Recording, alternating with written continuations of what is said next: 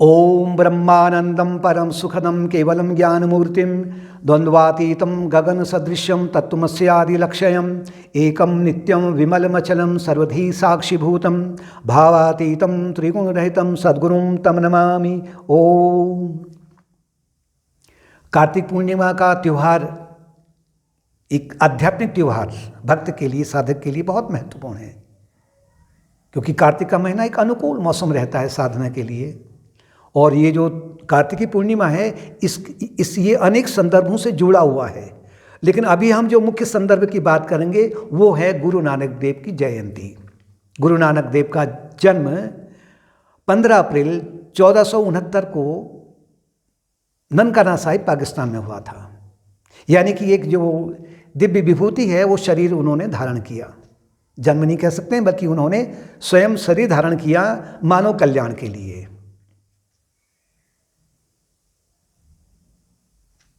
जैसे कि चंद्रमा का अपना कोई प्रकाश नहीं होता है, लेकिन जब सूरज का प्रकाश चंद्रमा पर पूरा का पूरा फैलता है तो चंद्रमा उस प्रकाश को पूरा का पूरा प्रतिबिंबित कर देता है, रिफ्लेक्ट कर देता है। जैसे कि चंद्रमा सूरज के प्रकाश से पूरा नहा चुका होगा, यानी पूरा का पूरा ग्रहण कर लिया होगा। ठीक ऐसे ही मन का अपना कोई प्रकाश नहीं है, मन निर्जीव है, मन जड़वत है। लेकिन जब मन साधना के माध्यम से, अनेक जन्मों की साधना से जब मन आत्मन के प्रकाश को,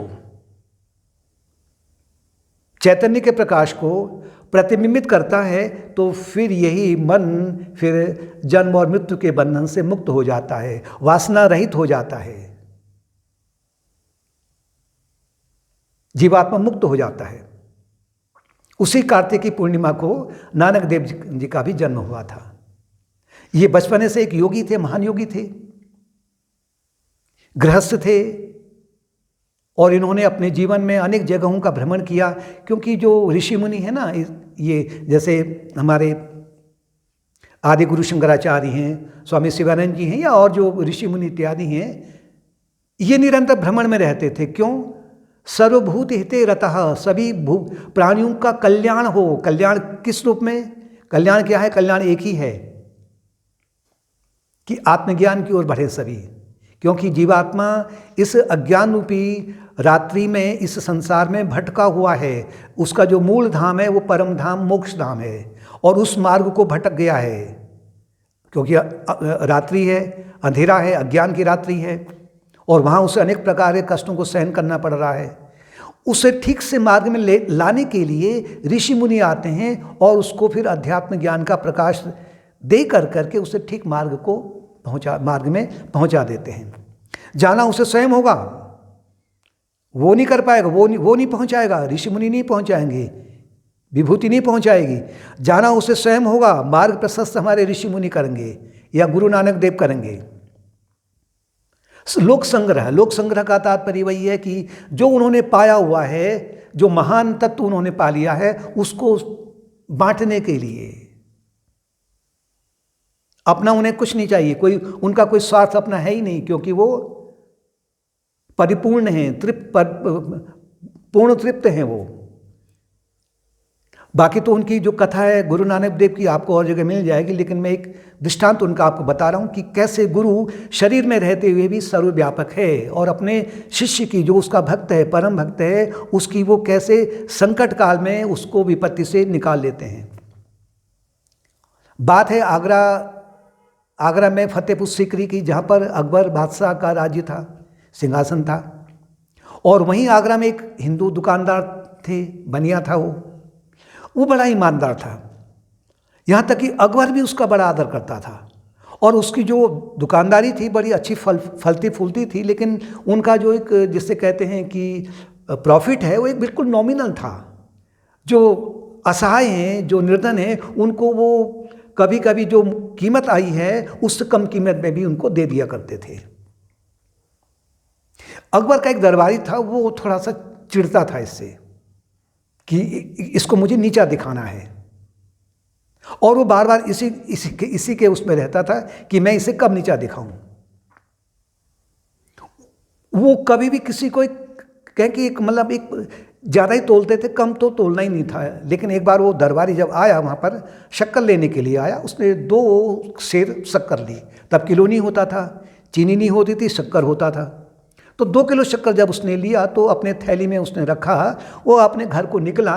घर जा कर के फिर उसने तोला उसे, क्योंकि वो चाहता था ना कि इससे कहीं मुझे इसकी कमी निकल जाए।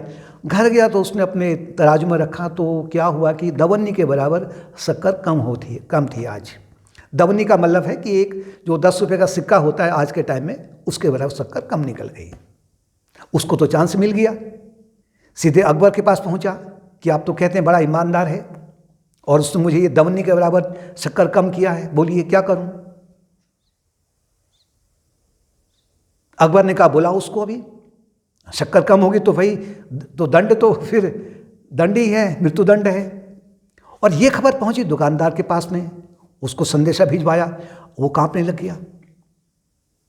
लेकिन गुरु भक्त था, उसने मानसिक रूप से प्रार्थना की, हे भगवान, हे गुरु महाराज, हे गुरु नानक देव, मैंने अपनी ओर से आज तक किसी भी ग्राहक को कम नहीं तोला है, और आज भी मैं अपनी ईमानदारी से, जहाँ तक मेरी होशो हवास से, मैंने कम तोला ही नहीं है, बल्कि थोड़ा ज़्यादा ही दिया है।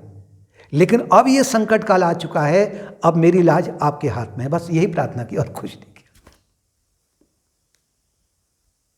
दुकानदार वहाँ पहुँचा, दरबारी भी था, अकबर भी था और लोग भी थे। तराजू मंगाया गया, बाएं पलड़े में शक्कर रखी गई, दाएं पलड़े में 2 सेर का बाट रखा गया, शक्कर बराबर। दरबारी हैरान, उसने कहा कि महाराज नहीं, इनको बदलो, बाएं पलड़े में बट्टा रखो, दाएं पलड़े में शक्कर रखो। यही किया गया, शक्कर बराबर।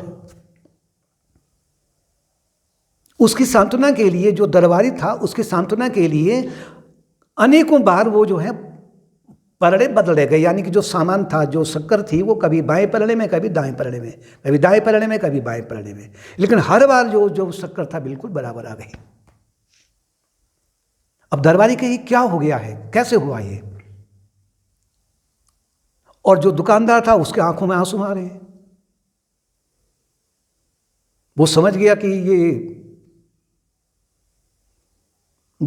केवल गुरु कृपा है। बाद में उस दरबारी को दंड दिया गया, लेकिन अब ये पूछा गया दरबारी से कि क्या वास्तव में शक्कर कम थी? दरबारी ने क्योंकि झूठ अगर बोलेगा तो फिर मृत्युदंड मिलेगा। दरबारी ने कहा महाराज कि इसने बिल्कुल सही शक्कर दी, थोड़ा ज़्यादा भी दिया था, लेकिन जब मैं घर को आ रहा था तो मेरे घर के पास में मेरा थैला फट गया था, उस थैले में से इतनी जो शक्कर है नीचे गिर गई थी। जब मैंने बाहर आया तो देखा कि शक्कर गिरी हुई थी। ये मैंने बाद में देखा, और लेकिन मुझे चांस ये मिल गया कि इसने आज शक्कर कम की है। लेकिन मुझे अद्भुत आश्चर्य तो ये हो रहा है, यहां शक्कर बराबर कैसे हो गई? मैं तो इस आश्चर्य में हूं। तो दुकानदार से पूछा कि अकबर ने पूछा कि बात क्या है ये? उसने कहा महाराज मैं कोई तांत्रिक नहीं हूं, मैं कोई जादूगर नहीं हूं, मुझ में न कोई सिद्धियां हैं, न कोई मंत्र हैं, मैं तो केवल अपने गुरु महाराज को जानता हूं। मैंने उनसे प्रार्थना की थी कि जब इसने कहा कि शक्कर कम हो गई तो मैंने तभी थोड़ा ध्यान लगाया और गुरु महाराज का स्मरण किया, कहा कि मेरी लाज आपके हाथ में है और मुझे मृत्युदंड मिलने वाला है। अगर मेरी गलती है तो मुझे आप दिलाइए, और नहीं तो मेरी लाज रखिए, मेरी लाज आपकी लाज है। उधर क्या हुआ था, दिल्ली में यहाँ उसी समय में यहाँ सत्संग चल रहा था। दरबार में जब वहाँ तोला जा रहा था तो यहाँ सत्संग चल रहा था गुरु नानक जी का। उनके दोनों शिष्य सामने बैठे थे।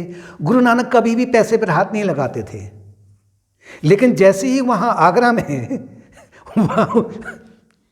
वो शक्कर तोली जा रही है, गुरु नानक ने एक दवन्नी का सिक्का उठाया और अपने हाथ में रख दिया। कभी वो दाएं हाथ में रखें, कभी वो बाएं हाथ में रखें, कभी दाएं हाथ में रखें, कभी वो बाएं हाथ में रखें।